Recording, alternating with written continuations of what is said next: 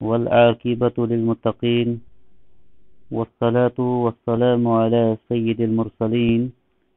نبينا محمد وعلى آله وصحبه أجمعين اللهم علمنا بما ينفعنا وانفعنا بما علمتنا إنك على كل شيء قدير. معزز مشارکین حضرات، پچھلے درس کے اندر ہم جس بات کو پڑھ رہے تھے، سمجھنے کی کوشش کر رہے تھے، وہ فرد نسبی تھا، اور فرد نسبی کے حوالے سے جو تعریف یہاں پر بتائی گئی تھی یا جو بتایا گیا تھا کہ فرد نسبی کسے کہتے ہیں، سمیہ نسبیا لکون التفرد فیہ حصل بالنسبة الى شخص معین وان کان الحدیث فی نفسه مشہورا. اور یہاں پر سوال بھی آیا تھا پھر کہ اس کو نسبی اس وجہ سے کہا گیا کیونکہ اس میں جو تفرد واقع ہوا ہے وہ کسی خاص شخص پر ہوا ہے، اور اس کی بہت ساری اقسام ہیں. کبھی کبھار کوئی ایسی حدیث ہوتی ہے جس کے بارے میں اہل علم کہتے ہیں کہ اس حدیث میں تفرد بہ اہل الشام، تفرد بہ اہل مکہ، یا اسی قسم کے جو ہے موجود ہیں کتب احادیث کے اندر. اس قسم کی عبارات آپ کو ملیں گی. وَإِن كَانَ الْحَدِيثُ فِي نَفْسِهِ مَشْهُورًا، وہ حدیث اگرچہ فی نفسہ مشہور ہوگی. تو یہاں پر ہی جو ہے وہ سوالیہ نشان آیا تھا. سوال اس وجہ سے آیا تھا کہ یہ کیسے ممکن ہے کہ وہ غریب بھی ہے اور ساتھ ہی ساتھ وہ مشہور بھی ہے. اور اس حوالے سے جو میں کلام بھیجا تھا ملا قاری جنہوں نے شرح لکھی ہے نخبہ کی، تو اس کلام کو سمجھنے کی جو ہم کوشش کر رہے تھے وہ اس طریقے سے ہے. اس کی مثال اس طریقے سے میں آپ کو دے سکتا ہوں. کوئی حدیث امام مالک روایت کرتے ہیں نافع سے، اور نافع روایت کرتے ہیں ابن عمر سے، کوئی حدیث مثال کے طور پر. تو اس حدیث کو امام مالک کا کوئی ایک شاگرد اس سے روایت کرے گا. امام مالک سے اس کا کوئی ایک شاگرد تنہا رہ جائے گا جو امام مالک سے اس حدیث کو نقل کرنے والا ہوگا. اب جو حدیث نافع سے امام مالک نے نقل کی ہے، نافع کے اور بھی شاگرد ہوں گے، نافع کے اور بھی شاگرد ہو سکتے ہیں، اور بھی روات ہو سکتے ہیں جو امام مالک کے ساتھ یہ حدیث نقل کرتے ہوں گے. کس سے؟ نافع سے. لیکن اور ان کے بھی اپنے شاگرد ہوں گے، لیکن جو امام مالک والی روایت ہوگی اس میں جو امام مالک کا جو شاگرد ہے وہ اکیلا امام مالک سے حدیث کو نقل کرتا ہوگا. وہ امام مالک سے نقل کرنے والوں میں اکیلا پڑ جائے گا، اگرچہ امام مالک کے جو اقران تھے، دوسرے ساتھی تھے، ان سے روایت کرنے والوں کی تعداد بہت زیادہ ہوگی. جب کوئی امام کسی کتاب کے اندر اس حدیث کو اس سند سے نقل کرے گا تو یہاں پر بولیں گے کہ اس حدیث کو غریب، اور غریب فرد نسبی. فرد نسبی جو کہنے کی جو وجہ ہوگی وہ یہ ہوگی کہ یہ شخص معین جو ہے امام مالک سے تنہا رہ چکا ہے، اگرچہ دوسرے اسناد کے اعتبار سے، دوسرے سندوں کے اعتبار سے وہ حدیث مشہور ہوگی، دوسرے طرق کے اعتبار سے وہ حدیث اگر مشہور بھی ہوگی، لیکن جو امام مالک کا جو شاگرد تھا وہ اکیلا پڑ گیا تھا امام مالک سے روایت کرنے میں، اور اس وجہ سے اس کا نام پڑا ہے نسبی. اس وجہ سے لیکن اور ساتھ میں آپ کو یہ سمجھنا ہے وَإِن كَانَ الْحَدِيثُ فِي نَفْسِهِ مَشْهُورٌ، اگرچہ وہ حدیث فی نفسی مشہور ہوگی، سب کا سب ایسا ہی نہیں ہوں گی، تمام کی تمام اقسام اسی طریقے کی نہیں ہوں گی، لیکن کوئی ایسا بھی پاسبل ہوگا کہ کسی حدیث کی جب آپ سند اور طرق دیکھو گے تو آپ کو دوسرے طرق بھی ملیں گے. آپ کو کہ کیسے ممکن ہے کہ حدیث کیا ہے؟ غریب ہے. لیکن وہاں پر آپ غور کرو گے، وہاں پر وہ شخص تنہا رہا ہوگا اپنے استاد سے حدیث نقل کرنے میں. اسی لیے اس غریب کی مختلف قسمیں اہل علم نے مثالوں کے ساتھ بیان کی ہیں. انشاءاللہ العزیز میں آپ کو وہ بھی بھیج دوں گا اس واٹس ایپ کے ذریعے سے کچھ مثالیں اس حوالے سے کہ کوئی حدیث ہے جس کو خالی مکہ والوں نے روایت کیا ہوگا، صرف مکہ والوں نے، اور اہل علم نے لکھا ہے تفرد بہ اہل مکہ. اس حدیث کو روایت کرنے میں مکہ والے تنہا رہ گئے. مکہ والے کہیں پر ایسا ہوگا کہ کوئی بستی والے یا کوئی علاقے والے کسی امام سے روایت کرنے میں تنہا رہ گئی ہوگی، یعنی اس حدیث کو اس بستی کے علاوہ اس امام سے کسی اور نے روایت نہیں کیا ہوگا. تو یہ اس اعتبار سے اس کا نام جو ہے اطلاق پڑا ہے. امید ہے کہ انشاءاللہ العزیز آپ کو سمجھ آ چکی ہوگی. تو اس کے بعد آگے کہتے ہیں وَيَقِلُّ اطلاق الفردیت علیہ لأن الغریب والفرد مترادفان لغة واصطلاحا. کہتا ہے جو فرد کا ہے اس کا اطلاق کم ہوتا ہے، لأن الغریب والفرد مترادفان لغتاً و اصطلاحاً، کیونکہ لغت اور اصطلاح کے اندر جو ہے ان کا معنی جو ہے وہ ہم معنی ہے، جو فرد کا اطلاق ہے اس پر کم ہوتا ہے، کس پر؟ غریب نسبی پر، فرد نسبی پر اس کا اطلاق کم ہوتا ہے۔ الا ان اہل الاصطلاح غیروا بینہما من حیث کثرۃ الاستعمال و قلتہ، اہل اصطلاح یعنی محدثین نے ان میں فرق کیا ہے، کس اعتبار سے؟ کثرت اور قلت کے اعتبار سے، استعمال کرنے میں کثرت اور قلت میں جو انہوں نے فرق کیا ہے، کثرت استعمال اور قلت۔ فالفرد اکثر ما یطلقونہ علی الفرد مطلق، فرد کو جب وہ استعمال کریں گے نا کسی حدیث کے حکم میں، آپ نے دیکھا ہوگا فرد،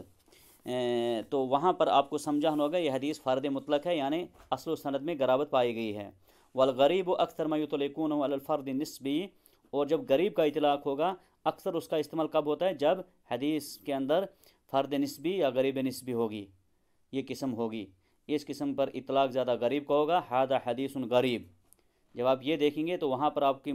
کو سمجھنا ہوگا اس سے مراد فرد نسبی ہے، اس کی دوسری بھی سندیں ممکن ہو سکتی ہیں، ٹھیک ہے، البتہ اس سند کے ساتھ جو نقل کیا اس امام نے یہ غریب ہے، کہیں پر راوی کوئی ہے اکیلا پڑ گیا ہے، اور مختلف اقسام ہے اس کی غریب کی، ان کو دیکھ کر آپ نے سمجھنا ہوگا۔ لیکن جب خالی فرد استعمال ہوگا تو فرد سے مراد آپ کو سمجھنا ہوگا کہ اس میں غرابت ہے کہاں پر؟ اصل و سند میں، یا صحابی اکیلا پڑ گیا نبی وسلم سے، یا پھر تابعی اکیلا پڑ گیا کس سے؟ صحابی سے، جیسے کہ آپ نے دیکھا تھا دو قول ہیں اس کے اندر کہ فرد مطلق جو ہے، کیا ہم صحابی کے اکیلے پڑ جانے کو کیا کہہ سکتے ہیں کہ غریب حدیث ہے؟ بعض اہل علم کہتے ہیں کہ نہیں کہہ سکتے ہیں، کیونکہ صحابی جو ہے کلہم عدول، اور اس پر ایسا نہیں ہوگا، اور امام حافظ ابن حجر کی عبارت بھی جو ہے اسی بات کی طرف کہتے ہیں، وہ اشارہ کرتی ہے، اسی طرف اشارہ کرتی ہے، اگرچہ اس کا بعض اہل علم نے شرح کرنے والوں نے کہا نہیں جی، حافظ ابن حجر کا ہرگز یہ مراد نہیں تھی، بلکہ صحابی بھی اگر اکیلا پڑ گیا اس کو بھی ہم فرد مطلق کہیں گے، فرد مطلق کہیں گے۔ وَهَذَا مِنْ حَيْثُ اطلاق الاسم علیہما، یہ کہتے ہیں تب فرق ہے استعمال کرنے میں جب وہ اسم کو استعمال کریں گے، کیونکہ الفرد والغریب کلاہما اسم، وَأَمَّا مِنْ حَيْثُ اسْتِعْمَالُهُمْ الْفِعْلَ الْمُشْتَقَّ، لیکن جب اس اسم کی اصل جو فعل ہے جہاں سے نکلا ہے اگر وہاں سے دیکھیں گے، اس کو استعمال کے اعتبار سے دیکھیں گے، فلا یفرقون، تب فرق نہیں کرتے ہیں۔ یہاں پر آپ کو سمجھنا ہوگا جب وہ اسم کو استعمال کریں گے، جیسے فرد کہیں گے، کسی حدیث پر حکم لگے گا، حدیث فرد ہے،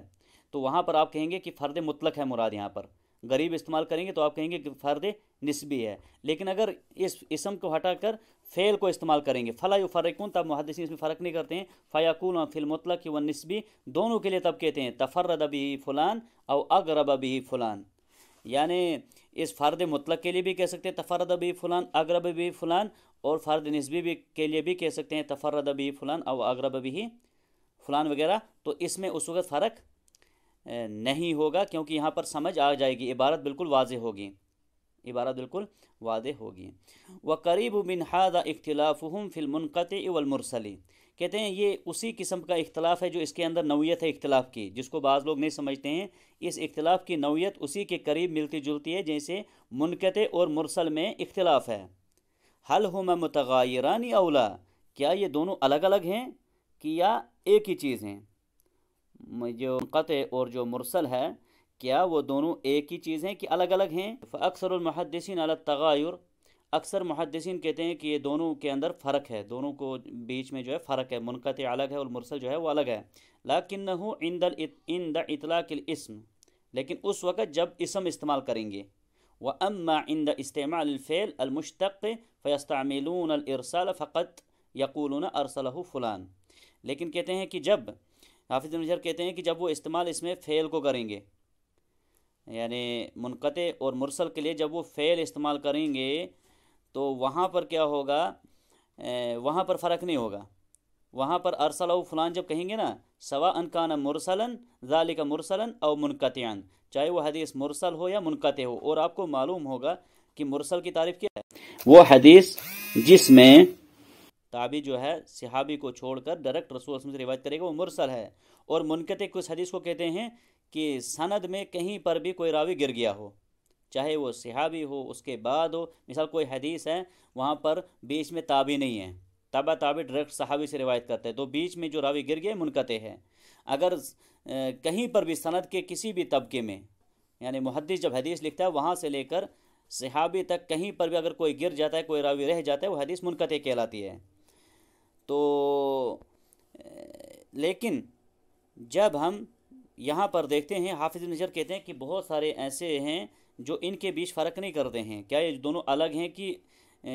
दोनों हम माना हैं। तो मुहद्दिसीन के नज़दीक ये दोनों अलग चीज़ें हैं, ये दोनों अलग चीज़ें हैं, इल्ला कि जब वो कहीं पर किसी मुहद्दिस ने किसी हदीस के हुक्म में कहा होगा अरसलहु फुलान, तो वहाँ पर जो है सवा अनकान ज़ालिका मुरसलन और मुनक़तियन, वहाँ पर कोई ये फ़र्क नहीं होगा, वहाँ पर ये फ़र्क नहीं होगा, बल्कि वहाँ पर सीधा वो वाज़े होगा कि यहाँ पर जो है इसने इरसाल किया है। मिसाल जहाँ पर हुक्म होगा वहाँ पर इरसाल किया है, चाहे वो मुनक़ते हो या मुरसल हो, दोनों के लिए एक ही हुक्म होगा। वमिन सम्मा, बस वहीं से शुरू हो जाता है अतलक़ गैर वाहिद मिम्मन लम युलाहिद मौदिअ इस्तेमालिही अला कसीर मिनल मुहद्दिसीन अन्नहुम ला युगय्यिरून बैन ज़ालिक वल मुनक़ते। यहाँ से ये जो है कौल आ जाता है, वाक़े हो जाता है किसी की तरफ से कि वो जब इसकी तरफ गौर व फिक्र नहीं करते हैं इस्तेमाल की तरफ, कि वो समझते हैं शायद कि मुहद्दिसीन ने जो है इन दो की तरफ जो है फ़र्क, अक्सर मुहद्दिसीन ने इनमें फ़र्क नहीं किया, किस में, मुरसल और मुनक़ते में। वलैसा कज़ालिक, हालांकि ऐसा मसला नहीं है। यानी जब अरसलहु फुलान को जब उन्होंने देखा फ़ेल को इस्तेमाल करते हुए, फ़ेल को जब इस्तेमाल करते हुए देखा तो वहाँ पर फ़र्क नहीं था मुरसल और मुनक़ते में। तो वहाँ से बाज़ ने गैर वाहिदिन उसको ज़िक्र नहीं किया है हाफिज़ इब्न हजर ने। बाज़ ऐसे आए हैं जिन्होंने कहा है यहाँ पर कि अक्सर मुहद्दिसीन जो है मुनक़ते और मुरसल में फ़र्क नहीं करते हैं। हालांकि हाफिज़ इब्न हजर कहते हैं कि वलैसा कज़ालिक, हालांकि मसला ऐसा नहीं है, लिमा हर्ररनाहु, जैसा कि हमने ऊपर तहरीर किया। और आपको भी इंशाअल्लाह वल अज़ीज़ समझ आ गया होगा जो मैं आपको बता रहा हूँ। जैसे फ़र्द मुतलक और फ़र्द निस्बी दोनों लुगत और इस्तिलाह में एक हैं, लेकिन कसरत इस्तेमाल और किल्लत इस्तेमाल के लिए दोनों अलग अलग हैं। लेकिन जब उनको इसम ये फ़ेल इस्तेमाल करेंगे तो फ़ेल के वक़्त वो दोनों हम माना होंगे, दोनों में कोई फ़र्क नहीं होगा, बिल्कुल उसी तरह जैसे मुनक़ते और मुरसल हैं। ये तो दोनों दो किस्में हैं, क्योंकि हर मुरसल मुनक़ते नहीं, हर मुरसल मुनक़ते होगी लेकिन हर मुनक़ते मुरसल नहीं होगी। क्योंकि अगर तबा ताबी डायरेक्ट रिवायत करता है सहाबी से, तबा ताबी जो है रिवायत करता है सहाबी से, ये मुरसल नहीं है, ये मुनक़ते है, ये मुनक़ते है। क्योंकि मुरसल ख़ास है कि सहाबी को बीच में नहीं रखा जाएगा, ताबी डायरेक्ट रसूलुल्लाह सल्लल्लाहु अलैहि वसल्लम से रिवायत करेगा। तो इसलिए फ़र्क है, इसलिए फ़र्क है। अलबत्ता जब वो कहेंगे फ़ेल को इस्तेमाल कर लेंगे अरसलहु फुलान, तो वहाँ पर ये दोनों के लिए इस्तेमाल होता है, मुरसल के लिए भी और मुनक़ते के लिए भी। मिसाल कहेंगे तबा ताबी के लिए कि इसने इरसाल यहाँ पर किया है, सहाबी से रिवायत करता है अरसलहु फुलान, तो आप यहाँ पर समझ जाएंगे क्योंकि बात वाज़े होगी कि ये तबा ताबी है और सहाबी से डायरेक्ट रिवायत करता है। इसके बीच में जो ताबी है इसको हज़फ कर दिया गया है, ये हदीस जो है मुनक़ते है, मुनक़ते है। तो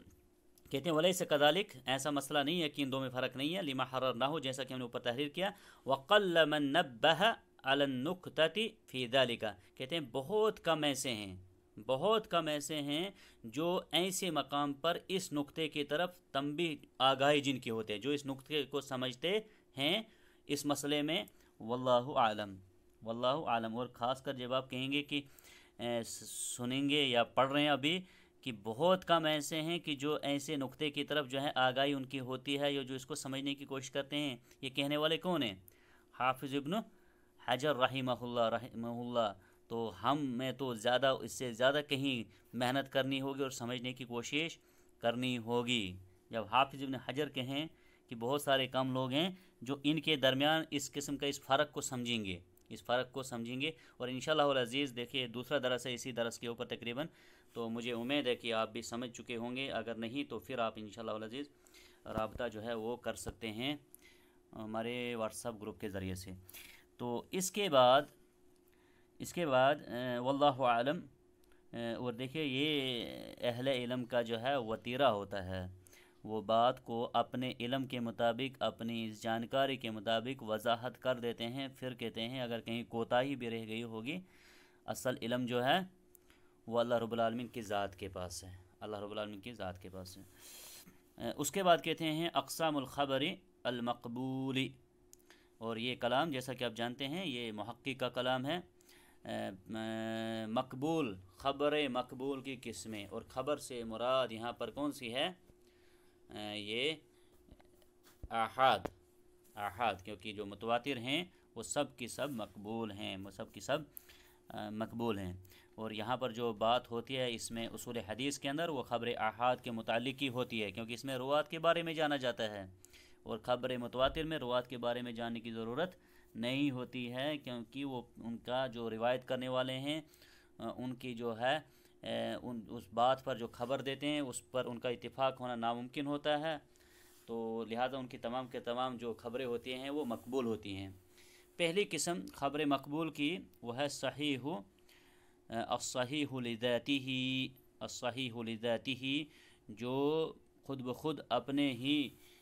صفات کی وجہ سے صحیح ہوگی، اپنی ہی صفات کے اندر کچھ ایسی صفات پائی جاتی ہوں گی، بنفس ہی وہ صحیح ہوگی، بنفس ہی وہ صحیح ہوگی۔ اور یہ تعریف آپ تمام طالب علموں کو یاد بھی ہوگی انشاءاللہ العزیز۔ وخبر الآحاد، خبر واحد، بنقل عدل، عادل راوی اس کو روایت کرنے والا ہو، اور عدل سے مراد کیا ہے؟ عدل روایہ، نہ کہ عدل شہادہ، اور آگے آئے گا کہ عادل کسے کہا جاتا ہے۔ بنقل عدل تام الضبط، تام الضبط، اس کا جو قوت حافظہ ہوگا وہ مکمل ہونا چاہیے، مکمل ہونا چاہیے، خفیف الضبط نہیں، تام الضبط۔ متصل السند، یا متصل السندی، وہ سند اس کی جو ہوگی متصل السند، سند کی متصل ہوگی، ہر راوی اپنے سے اوپر والے سے ملا ہوگا، کہیں انقطاع نہیں ہوگا، منقطع نہیں ہوگی، مرسل نہیں ہوگی۔ غیر معلل، معلل بھی نہیں ہونا چاہیے، اس کے اندر کوئی علت بھی نہیں پائی جانی چاہیے، ولا شاذ، اور نہ ہی اس کے وہ شاذ ہونی چاہیے۔ ہوا صحیح لذاتہ، یہی صحیح لذاتی ہے، یہی صحیح لذاتی پہلی قسم ہے مقبول کی۔ اور مقبول کی جو ہیں وہ چار قسمیں، جیسے کہ مصنف کہتے ہیں رحمہ اللہ، وَهَذَا أَوَّلُ تَقْسِيمِ الْمَقْبُولِ إِلَى أَرْبَعَةِ أَنْوَاء، یہ پہلی قسم ہے جو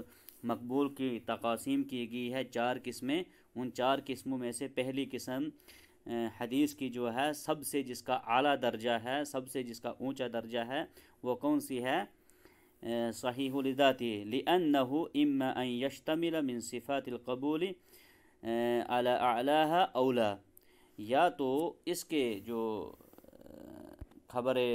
مقبول کی جو پہلی قسم ہے، یا تو اس کے اندر وہ تمام کے تر صفات جو ہے مقبول کی پوری پائی جاتی ہوں گی، یا پھر ایسا نہیں ہوگا۔ تو پہلی بنتی ہے اس کی تقسیم الصحیح لذاتہ۔ والثانی، اور دوسری جو ہے اس کی قسم ہے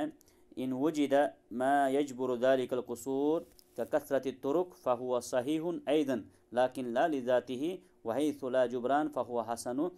لذاتہ۔ اس میں دو قسمیں بتا دی گئی ہیں، دو قسمیں بتا دی گئی ہیں، کہتے ان وجد ما یجبر ذلك القصور، اگر ایسا نہیں ہوگا، اگر ایسا نہیں ہوگا، راوی کے اندر جو ہے جو ضبط کا مسئلہ ہے وہ خفیف الضبط ہوگا، اگر خفیف الضبط والا راوی ہوگا، یا جس راوی کو صدوق کہتے ہیں، تام الضبط والے راوی کو ثقہ کہتے ہیں، تام الضبط جو راوی ہوگا اس کو ثقہ کہتے ہیں، اور خفیف الضبط والا جو راوی ہے اس کو صدوق کہتے ہیں۔ اگر صدوق کوئی راوی حدیث روایت کرتا ہے، اگر اس کی اس روایت کو جو خفیف الضبط والا راوی تھا، اگر اس کی اس قوت حافظہ کی جو کمی کو دور کرنے کا کوئی دوسری سند آ جائے گی، یعنی اسی جیسا دوسرا راوی آ گیا، اسی جیسا صدوق دو راوی ہیں ایک حدیث کو نقل کرنے والے، مثلا ہمارے پاس ایک سند تھی، اس سند کے اندر ہم نے ایک طبقے میں پایا ایک راوی صدوق ہے، تو اگر ایک ہی سند یہ ہے ہمارے پاس تو یہ حدیث حسن کہلاتی ہے، یہ حدیث حسن لذاتہ ہی کہلاتی ہے۔ لیکن اگر ہم نے دوسری کتابوں کے اندر اس حدیث اس متن کو ڈھونڈنا چاہا دوسری سندوں کے ساتھ، کیا اس کے علاوہ بھی کوئی سند ہے جو اس حدیث کو نقل کرتی ہوگی، کوئی اور راوی ہے، تو اگر ہم نے دوسری سند پائی اس میں بھی کوئی راوی صدوق ملا، تو اس صدوق اور اس صدوق کے ملنے سے یہ حدیث جو ہے پہلے سے زیادہ درجے میں بلند ہو جائے گی، صحیح بن جائے گی، لیکن صحیح لذات ہی نہیں بلکہ صحیح लिगैरिही, क्योंकि जो कसूर था सदूक रावी का वो दूसरे सदूक के आने से जो है वो ज़ाइल हो गया, ख़त्म हो गया, अब वो दर्जा जो है ऊंचा हो गया, तो फिर वो हदीस बन जाएगी सही का कसरत तुरुक कहते हैं बहुत सारी सनदों के साथ, फ़ाहुआ सही ऐज़न लाकिन ला लिज़ाती ही, सही लिज़ात ही नहीं क्योंकि उसके अंदर कसूर पाया गया था, लेकिन उस कसूर को दूर करने का एक हमारे पास जो है और सबब आ गया, और एक सिफत वाला रावी आ गया जिसने उसको दूर कर दिया, लिहाजा वो बन गई सही लेकिन लिगैरिही वहैसु ला जुबरान, अगर नहीं होगा कोई दूसरी सनद नहीं पाई गई जो उस सदूक रावी को जो है कि रिवायत को और मजबूत करता, वो नहीं पाया गया, फ़हुवा हसन लिज़ातिही, वो हसन लिज़ाती कहलाती है, वो हसन लिज़ाती कहलाती है, यानी सदूक की रिवायत हसन लिज़ाती कहलाती है। और सदूक की रिवायत की अगर सनद की या उस मतन की तक़वियत किसी दूसरी सनद से भी होती है, दूसरी रिवायत से भी होती है, तब वो उस दर्जे से ऊंची होकर सही बन जाती है लेकिन लिगैरिही। और इसी तरह व इन कामत करीनतुन तुरज्जिहु जानिब कबूलिन मा युतवक्कफु फीही फ़हुवल हसन ऐदन लाकिन ला लिज़ातिही, कहते हैं अगर कहीं पर हमें कोई रिवायत मिलती है जिसको अगर आपने उस सनद को पहले देखा, रुवात पर आपकी नज़र पड़ी, आपने पाया कि ये सनद जो है वो ज़ईफ़ है, ये सनद जो है ज़ईफ़ है, और ज़ईफ़ होने की जो उसमें जो वजह है ना वो इस ज़ब्त होना चाहिए, अदालत नहीं होनी चाहिए। आप आगे देखेंगे अदालत के अंदर अगर किसी रावी की अदालत में मसला है, अगर उसकी अदालत में कलाम है अहले इल्म का, तो फिर उसकी हदीस जो है ऊपर नहीं जाती है, वह हमेशा ज़ईफ़ रहेगी। लेकिन अगर उसके हिफ्ज़ का मसला है, हिफ्ज़ का मसला है, मिसाल के तौर पर कोई रावी है, वो अपने असातिज़ा से अपने किसी उस्ताद की मजलिस में बैठकर हदीसें पढ़ता है, सुनता है, लेकिन उसका क़ुव्वत हाफ़ज़ा बहुत कमज़ोर है, अल्फाज को खलत मलत कर देता है, बहुत कम उसको याद रहता है, तो लेकिन उसकी अदालत मजबूत है। और अदालत क्या चीज़ है वो आगे आएगी, इसके हवाले से कलाम आएगा, लेकिन अदालत फ़िलहाल आप इतना याद रखेंगे, अगर रावी आदिल है लेकिन क़ुव्वत हाफ़ज़ा उसका कमज़ोर है तो उसकी रिवायत फ़ौरन नहीं ली जाती है, उसकी रिवायत को पेश किया जाता है कि इसके अक़रान कौन थे, या उस हदीस को कहीं और जगहों पर भी क्या रिवायत किया गया है। अगर उस रावी की जो आदिल था लेकिन ज़ईफ़ था, उसका क़ुव्वत हाफ़ज़ा कमज़ोर था, अगर उसी की उस जो हदीस वो नकल करता होगा, उसी अल्फाजों को, उसी मतन को दूसरी जगह पर भी हमें कोई ऐसा रावी मिलता है जो उस हदीस को नकल करता होगा, वो भी सिक्का नहीं है, सदूक नहीं है, सय्युल हिफ्ज़ है, क़ुव्वत हाफ़ज़ा उसकी भी कमज़ोरी है, और ऐसी अहादीस पाई जाती हैं, कुतुब अहादीस के अंदर इनकी मिसालें मौजूद हैं कि रावी जो है उसका क़ुव्वत हाफ़ज़ा कमज़ोर है लेकिन वो मुख्तलिफ़ सनदों के साथ हदीस हमें मिलती है, मुख्तलिफ़ सनदों के साथ वो हदीस हमें मिलती है, तो उस वक़्त वो हदीस उसको जो है ना, जो कबूल का पहलू है, कबूल का हदीस को मकबूल होने का जो पहलू है, जानिब है, वो मज़बूत हो जाएगा। अगर फ़िलहाल अकेला है तब तो वो वहाँ पर चुप रहना, हमें उसको हदीस को नहीं लेना है, लेकिन जब हमें दूसरी सनद मिल जाती है जो उसके उस कबूल होने के रिवायत को लेने की, जो उससे हम लेंगे उस रिवायत को कबूल होने के लिए उसकी तक़वियत देती है, तो वो हदीस हसन कहलाती है, लेकिन लिज़ातिही नहीं बल्कि लिगैरिही वक़ुद्दिमल कलाम अला सही लिज़ातिही लिउलुवी रुतबतिही, कहते हैं हमने सही लिज़ातिही को सबसे पहले इसलिए लिया क्योंकि इसका जो मर्तबा है वो ऊंचा है, ये जो मर्तबा इसका है वो ऊंचा है। और देखिए ये तकासीम पढ़ने की भी जो अहादीस के तकासीम को हम पढ़ते हैं, इससे हमें तो एक तो ये पता चलता है अहादीस का मर्तबा, और कहीं मर्तबा इसका फ़ायदा पढ़ने का ये मिलता है हमें, अगर कहीं सही लिज़ातिही से हसन वाली हदीस ज़ाहिरी तौर पर हमें अगर टकराव मिलता है तो वहाँ पर जो है सही लिज़ातिही को तरजीह दी जाती है, राजिह करा दिया जाता है, या उस रिवायत को महफूज कहा जाता है, और जो सदूक की रिवायत है उसको क्या कहा जाएगा, शाज़ कहा जाएगा। ये भी एक फ़ायदा इसको पढ़ने का है। वल्लाहु तआला अअलमु बिस्सवाब व सल्लल्लाहु अला नबीना व अला आलिहि व सहबिही अजमाइन।